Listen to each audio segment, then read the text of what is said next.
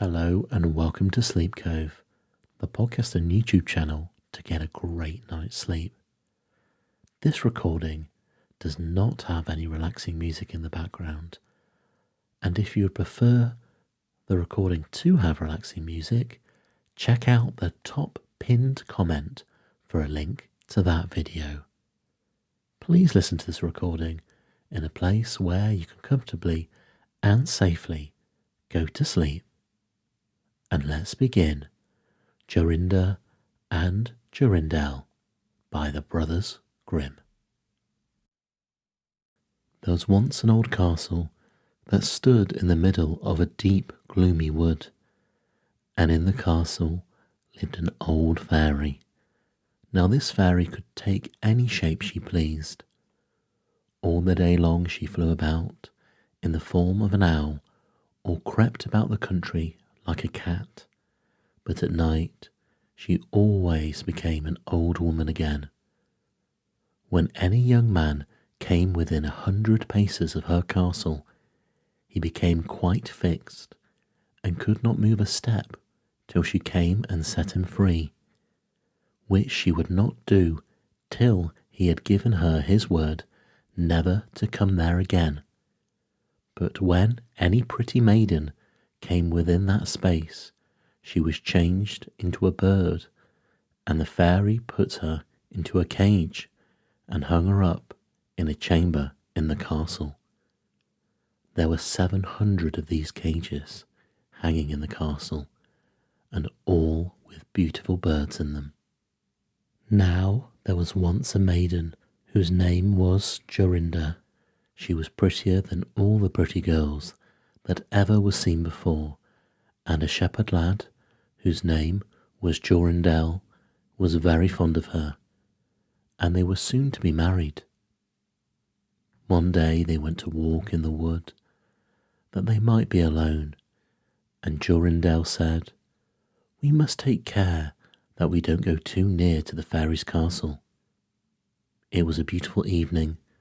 The last rays of the setting sun shone bright through the long stems of the trees upon the green underwood beneath, and the turtle doves sang from the tall birches. Jorinda sat down to gaze upon the sun. Jorindel sat by her side, and both felt sad. They knew not why, but it seemed as if they were to be parted from one another forever. They had wandered a long way, and when they looked to see which way they should go home, they found themselves at a loss to know which path to take. The sun was setting fast, and already half its circle had sunk behind the hill. Jorindel on a sudden looked behind him and saw through the bushes that they had, without knowing it, sat down close under the old walls of the castle. Then he shrank for fear, turned pale and trembled. Jorinda was just singing. The ring-dove sang from the willow spray. Well a day, he mourned for the fate of his darling mate. Well a day. When her song suddenly stopped, Jorindel turned to see the reason, and beheld his Jorinda changed into a nightingale, so that her song ended with a mournful jug-jug. An owl with fiery eyes flew 3 times round them, and 3 times screamed, "To-woo, to-woo, to-woo." Jorindel could not move. He stood fixed as a stone, and could neither weep nor speak, nor stir hand or foot. And now the sun went quite down. The gloomy night came. The owl flew into a bush, and a moment after the old fairy came forth, pale and meagre, with staring eyes, and a nose and chin that almost met one another. She mumbled something to herself, seized the nightingale, and went away with it in her hand. Poor Jorindel saw the nightingale was gone, but what could he do? He could not speak, he could not move from the spot where he stood. At last the fairy came back and sang with the hoarse voice, "Till the prisoner is fast and her doom is cast, there stay, oh stay, when the charm is around her and the spell has bound her.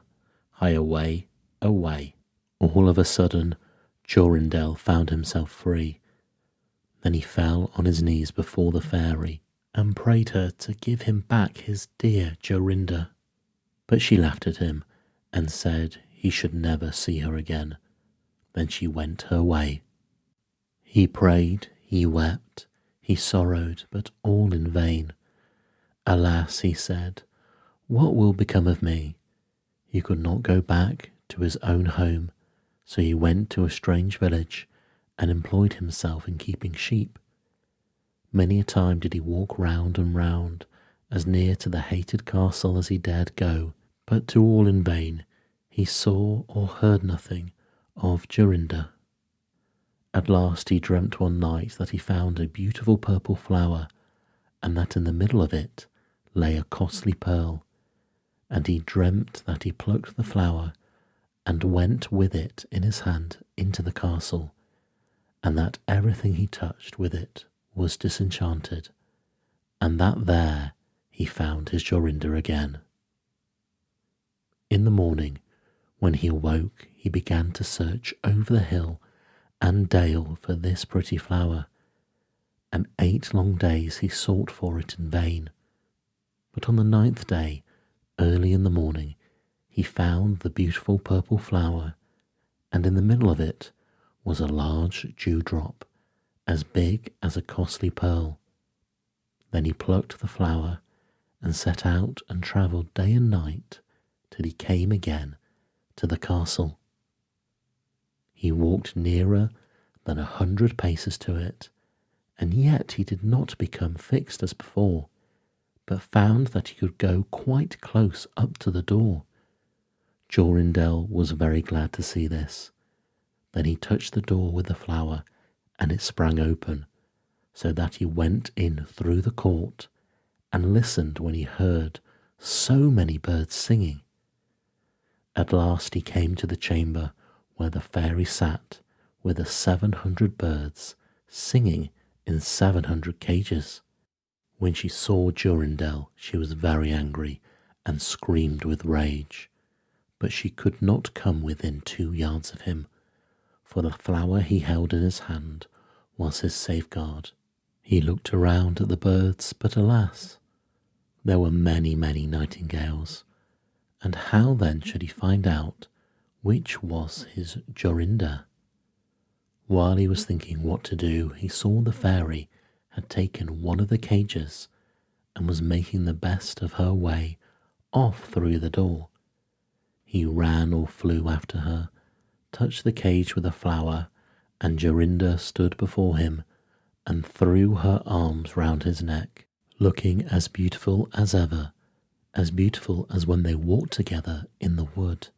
Then he touched all the other birds with the flower, so that they all took their old forms again, and he took Jorinda home, where they were married and lived happily together for many years. And so did a good many other lads, whose maidens had been forced to sing in the old fairies' cages by themselves, much longer than they liked.